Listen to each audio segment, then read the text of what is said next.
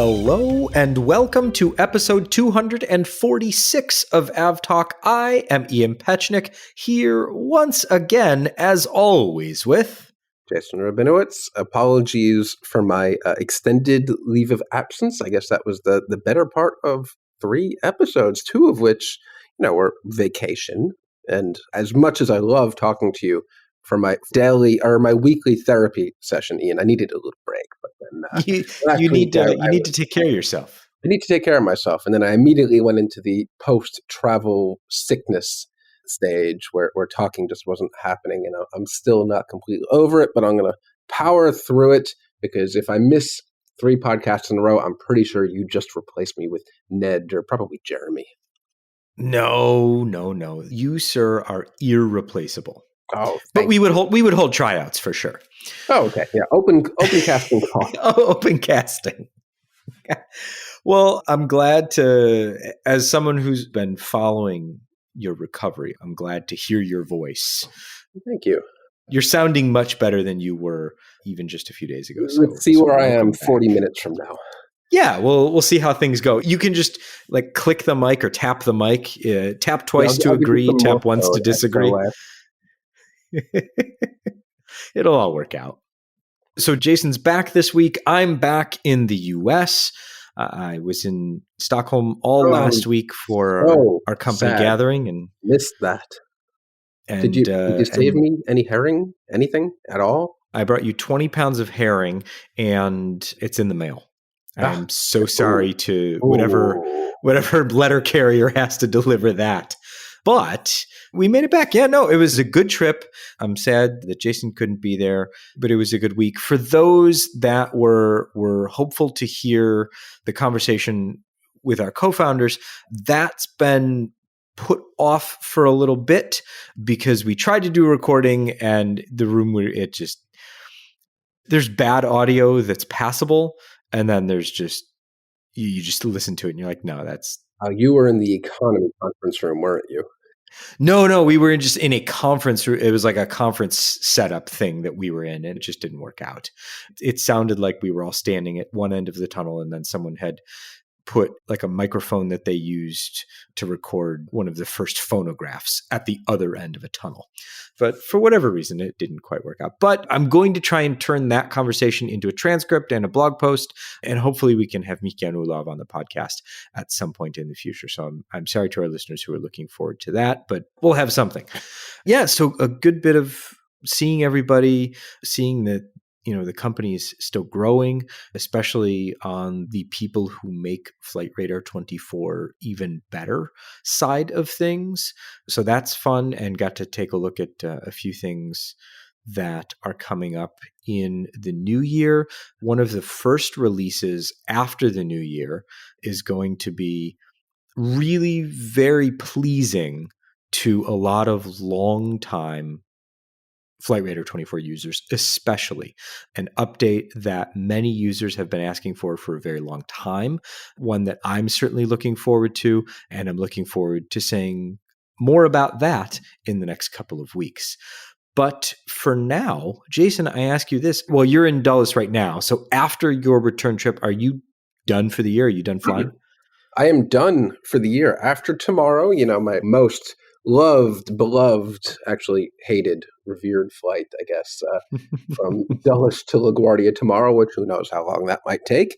But hey, they just posted the Z5 gate for me. So if you ever fly out of Dulles, you know how coveted gate Z5 is. But after that, unless there's any unexpected pop-ups, I am done for 2023. I've had enough. Someone else can take a few flights in my place.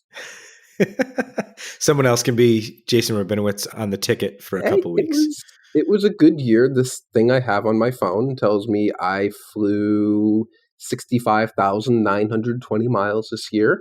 I guess we'll round that up to 66,000 next year. So that'll be 34 flights, 8 of them long haul. And I spent 6 days and let's say 15 hours in the air this year. So not too bad.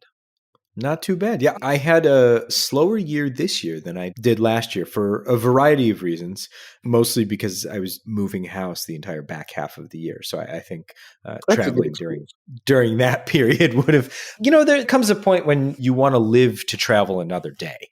And I think that's what happened this year. But I was down from last year, only 13 flights this year. Only, let's see, 25,000 miles, I think. You'll catch Let me up. double check. Yeah, 25,000 and change, but 55 hours and 54 minutes in the air. So, but some really good travel this year. Some really good travel. I was leaving Copenhagen and the customs officer was looking at my passport to stamp the exit visa. And she goes, "You come here a lot." It wasn't a question. She was like, "You come here a lot." I was like, "Yeah, Well, it's true." the biggest takeaway for me this year is my most flown aircraft somehow, and still tomorrow, until 24 hours from now, is the 777-300ER. So I'm very happy with that stat. Wow. Apparently, I have spent 42 hours on board that particular aircraft, traveling 21,776 miles. So that's a good year when the 777-300ER is your most flown aircraft. Yeah, I'll take for that. sure. My biggest AvGeek accomplishment this year was ticking off all of the 777s for the year. So I've got the -8, -9, and -10 now in my cards. It was the 787s and, of course, the venerable, and I nudge, nudge, wink, wink, venerable A330-300. But there you go. So a good travel year, especially looking back on the trips that, beyond work. I think Dorkfest was the best one and a very good Dorkfest this year. So yeah, looking forward to more flying in it was a good in year, the but year. tell us about a couple hundred passengers who ended the year on a really low note. Ooh, yeah. So, I mean, as someone who flies over Goose Bay on a regular basis, I always think about that when, considering where we might end up if there's a diversion. 270 passengers from a Delta flight from Amsterdam to Detroit actually ended up there. And because of the weather, after they landed in Goose Bay, because Delta sent a rescue flight almost immediately and they were ready to go. They were like, all right, let's go. Everybody on the plane, we're headed out. Then the weather deteriorated at Goose Bay, so they got stuck there, and the pilots from the rescue flight timed out.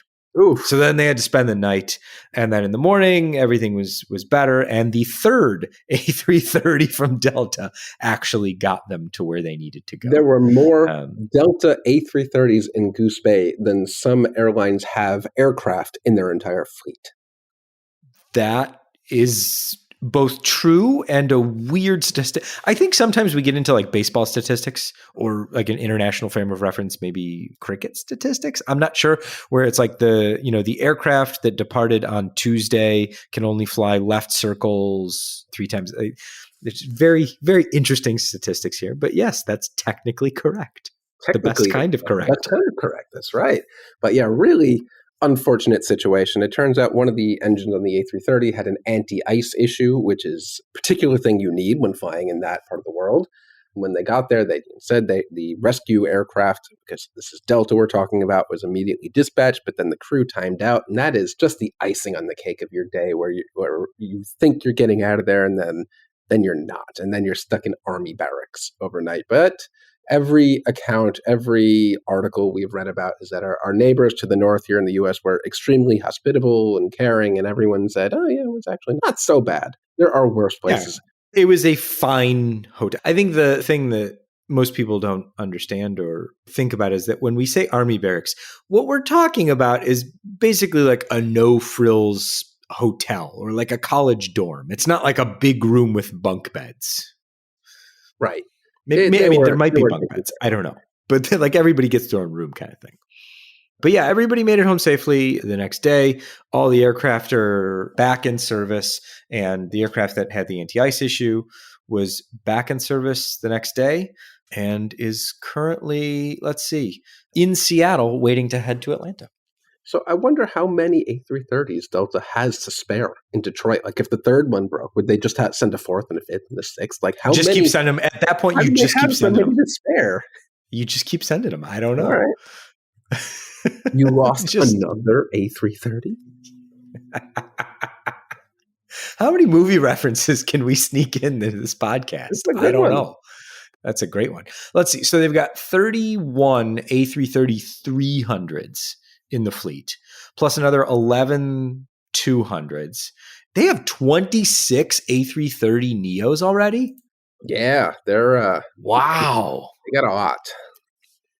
That's a lot of They planes. need for pretty much for every 767-300 in the fleet, they need an A330neo to replace it. And they've got a lot of 767s to replace. They sure do. Yeah, 45 of them still in the fleet. And then the 764 is at 21. How about that? You don't realize how big the big U.S. airline fleets are until you forget that they're that big and then go look at the fleet list and go, wow, there's that many planes. With hundreds more on order somehow. Yeah. So, yes, somehow there's room for more. And maybe they'll just all be parked at Goose Bay. That would be unfortunate. Let's hope not. Let's hope not. All right, moving on. Boeing has a presumptive new CEO eventually.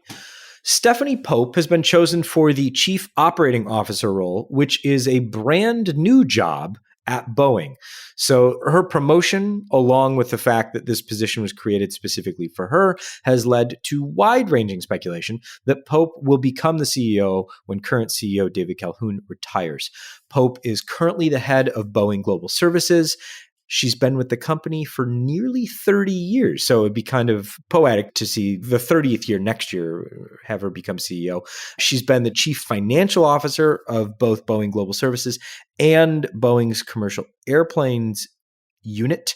And she knows numbers. And so, I mean, I think from Boeing's perspective, she's widely respected throughout the company and has the trust of investors.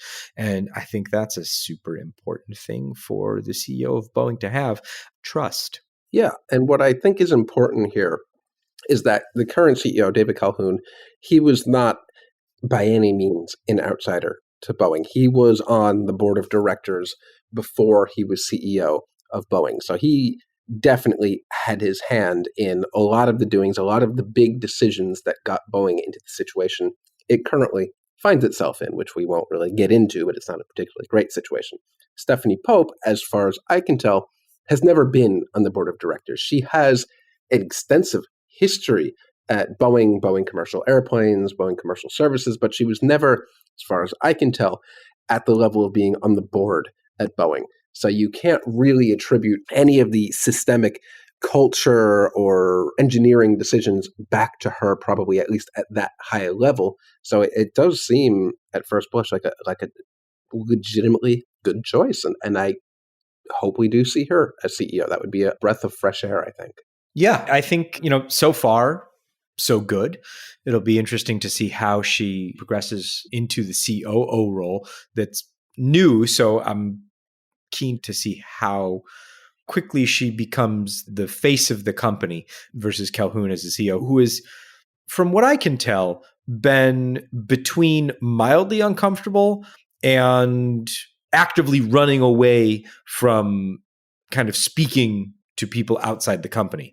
And so it'll be interesting to see how she fills that role as well. Boeing, for its part, had a fairly good November. 45 MAX aircraft went out the door in November. That's up from just 18 in October and 15 the month before that. So deliveries accelerating. Boeing said, hey, we're going to increase production as well when they were talking about how many deliveries they made. So moving in the right direction, it seems that all things, especially coming on the heels of the fairly substantial order book increase coming out of the Dubai Air Show this year. So Boeing looking good. Now they just need to keep it looking good. Boeing has this cyclical recent history where things look good, then things look really bad, then things look good, then things look really bad. Let's see if they can keep it good for more than a couple weeks. That would be a nice change. That would be a nice change. This isn't rough transition to say that we need to keep things looking good, but this is something that's been in the works for a while, and it's airworthiness directives are just technically not a Boeing thing. Technically, true. So we're talking about the 737 NG, specifically the CFM 56-7B model. of the engines that power the 737NG. FAA is adopting airworthiness directives that will require airlines to adopt Boeing's design changes to the cowls on those engines as a result of two fan blade out events that occurred on Southwest aircraft, one of those being the fan blade out event that led to shrapnel puncturing the fuselage, that led to the death of a passenger on the flight, on the Southwest 737 flight a few years ago. So the redesign of the cowl is an attempt to contain the shrapnel, because the blade itself was actually contained. It wasn't the NTSB has said it's not technically an uncontained engine failure because the engine was contained, but the cowl became the shrapnel itself. And so this redesign will hopefully prevent any shrapnel from impacting the fuselage in the future if a fan blade out event were to occur again. And sure, it's possible that would happen. So you want to obviously design for safety. That is a lot of engines they're going to have to go back and retrofit with this design change. How many CFM56s are probably on the wings of 73NGs? I can't even imagine how many. Thousands. I guess it's however many NGs are in service times 2 plus however many spares there are out there. It's a huge number. Yeah, it affects 2,000 aircraft, so 4,000 engines plus spares, and that's just the US. So, yeah, that's a lot of engines. But this is not a surprise. Boeing's been working on this for a while. They've already said, here's the fix. This is what we're doing. And the FAA is saying, okay, this is a good idea. This is something that we should do. And airlines should adopt these changes that Boeing has put into place. Jason, you've been gone for a couple of weeks, and we didn't have a terribly long conversation a few weeks ago when you were here. So we've been neglectful of the Pratt & Whitney 1100G engine. What now? What happened? I'm here to change that. So the FAA is now expected to issue airworthiness directives, multiple airworthiness directives that expand the scope of the inspections and replacements for the contaminated parts on the Pratt & Whitney 1100Gs. They're not saying there are more. The FAA is just saying we've been through all the paperwork and here are the airworthiness directives. So those are expected to come out before the end of the year that will mandate the changes and kind of lay out how things are supposed to go. So the issue hasn't gotten worse necessarily, but the FAA is saying we are now catching up, so to speak, to the Pratt & Whitney issuance of guidance and mandating these things. So not a bad thing, but just reiterating what we already know. All right. Well, good that we haven't seen any supremely negative news come out of this recently. So this is just more of the same. It's been a few quiet weeks, I guess. Yeah. That's good. This is what happens when I take off or I can't join the podcast. Pratt & Whitney has a good month. There you go. Let's see. Should we do some orders now? I think we should. We love orders. Orders are great. They keep orders. The industry going. So we've got Avalon, the Irish-based lessor, taking 140 more, or ordering 140 more aircraft. That's in addition to the 200 that the lessor has already ordered this year. So we've got, 100 more A321neos and 40 more Boeing 737-8 MAX aircraft. That's a lot of planes. It's interesting that they'd come back this late in the year after already ordering so many aircraft and saying, you know what, no, we want 100 more 321neos. Like, I can't even imagine the negotiation and the tactics that go on to not just ordering them all at once, but ordering several times throughout the year, not just a couple, but literally 100 aircraft in one shot. That's you have to be a fly on the wall for that discussion. You want to shop the Christmas sales. Yeah, okay. But this is a Black Friday deal, probably. Exactly. This takes their delivery of aircraft, their delivery schedule out to 2032. So they have 9 years of aircraft all ready to go. It's a lot of aircraft, a lot of aircraft to place, a lot to build, and more importantly for Avalon, a lot of aircraft to place with airlines. Yep. So no specific placement noted in the order. So these are just ordering them to have them ready to go. Cathay Pacific currently or Cathay Pacific Cargo, currently an all Boeing 747 freighter fleet, has ordered 6 Airbus A350 freighters with the option for 20 more. How about that? That's a big defection. I mean, in so much as, yeah, I mean, to be fair, they do have, 777Fs on order. This will be, let's see, the first aircraft is going to go over to Cathay Cargo in 2027, and they'll take delivery of the first 6 all through 2029. So that's... would have thought Cathay would have There been a you go. shoo-in for the 777X freighter, but I guess not. I guess they saw something they liked in the A350 a bit more. I mean, they have the order for it. So, I mean, I assume that the fleet will eventually be split as the 747 freighters leave the fleet, but they have the Dash 8s. So, I mean, those aren't going anywhere for a while. The 400s, I think, are going to see replacement with the A350 freighters. I miss I think it's long retired now, but the Silver Bullet, their 747-400 that was just all silver, shiny. Yeah. I miss that plane.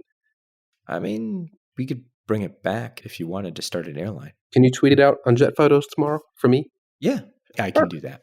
Thank you. You got it.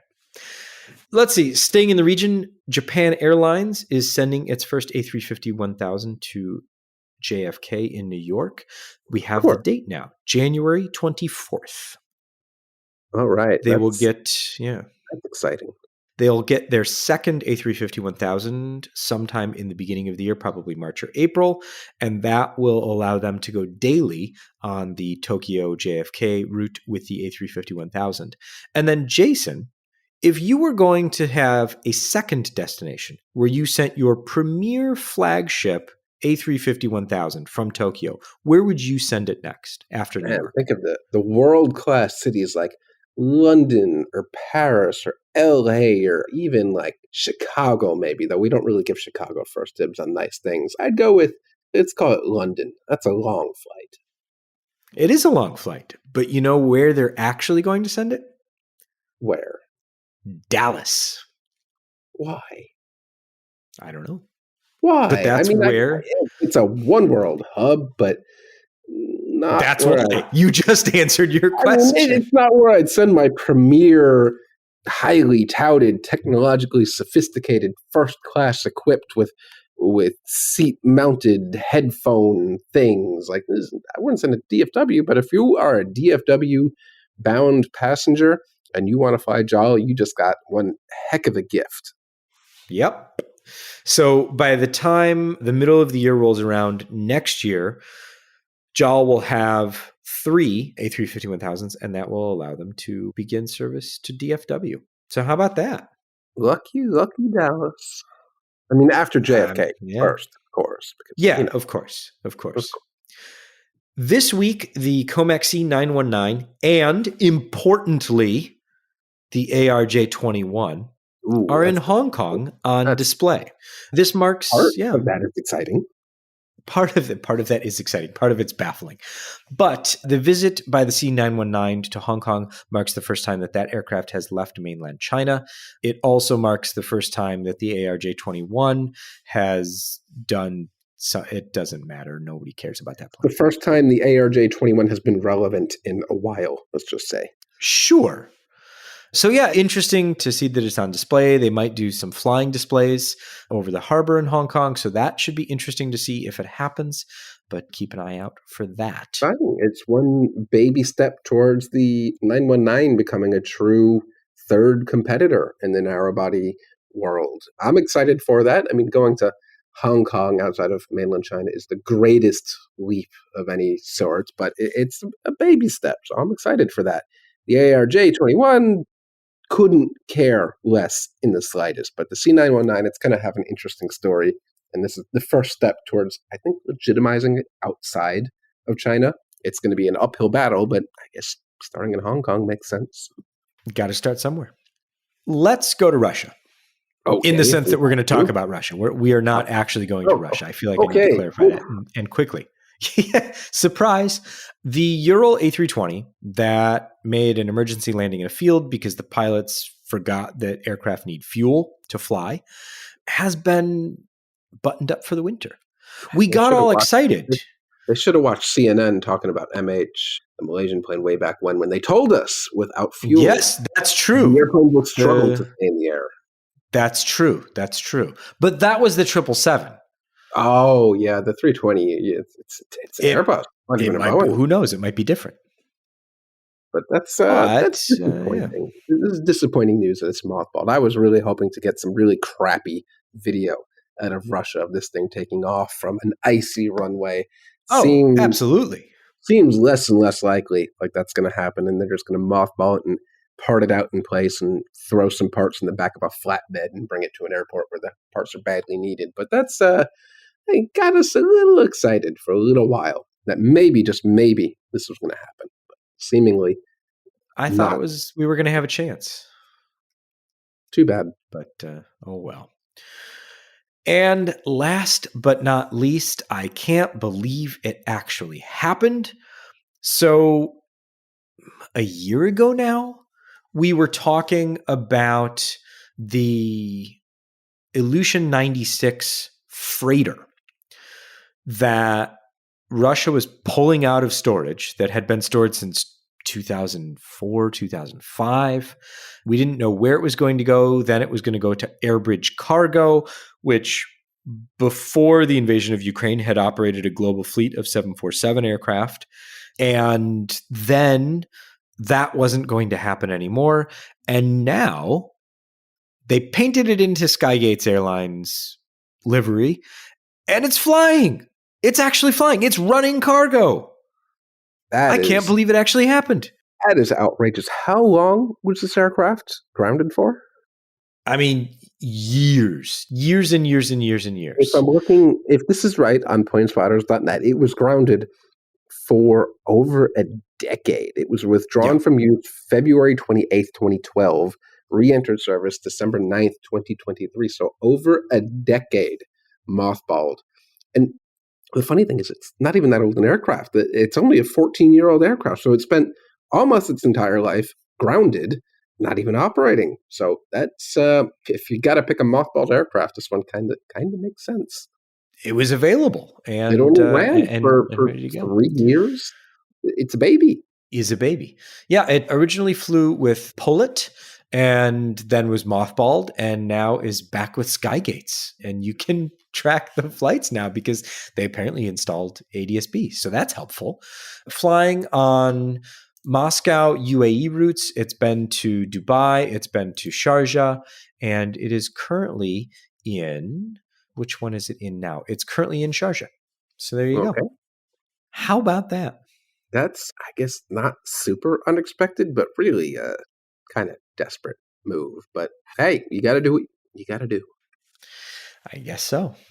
So, Jason, you made it through the episode. I'm proud of you. Under 40 minutes. Thank you for your. You gave me a 40-minute timeline. Yep. Yeah. You gave me a 40-minute timeline and we got it done. Over the next couple of weeks, let's see. Looking into my crystal ball, also known as iCal, we've got next week is a regular episode, I hope, barring anything else. And then we'll go into some more retrospective material, shall we say, for that coming up. But that's where I ask for your help, dear listeners. Let us know if you've been listening to the podcast for the year. Thank you so much, first of all. And second of all, let us know which episode you liked the best. Let us know which topic of discussion, which interview you enjoyed the best, anything that you thought was very, very good. Let us know. And also let us know what you didn't like. And we'll get rid of whatever that is and do more of whatever you liked in the coming year. You can email us at podcast@fr24.com and we'll have a look at that and incorporate that into the next few episodes. This has been AvTalk episode 246. I am Ian Petchnick, here as always with Jason Rabinowitz. Thanks for listening.